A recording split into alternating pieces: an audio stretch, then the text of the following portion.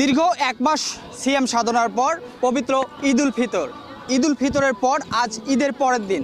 ঈদের পরের দিন এবং ঈদের দিন থেকে আমরা দেখতে পেয়েছি প্রতিটি বিনোদন কেন্দ্রে উপচে পড়া মানুষের ভিড় এবং মানুষের যে বিনোদনের একটি বিষয় রয়েছে যে ঈদ এবং নববর্ষর দুটি ছুটি একসঙ্গে পাওয়াতে ঢাকা এবং বিভিন্ন জায়গা থেকে মানুষজন গ্রাম অঞ্চলে এসেছে, কিন্তু গ্রাম অঞ্চলে যে আসার পরে পীরগাছা বা রংপুর তথা উত্তর অঞ্চলে একটি আনন্দ কেন্দ্র বা বিনোদন কেন্দ্রের একটি ব্যবস্থা খুবই কম। আমরা এই মুহূর্তে যে ঈদের আনন্দ ভাগাভাগি করার লক্ষ্যে তারা পরিবার নিয়ে ছুটে এসেছে বিনোদন কেন্দ্রে।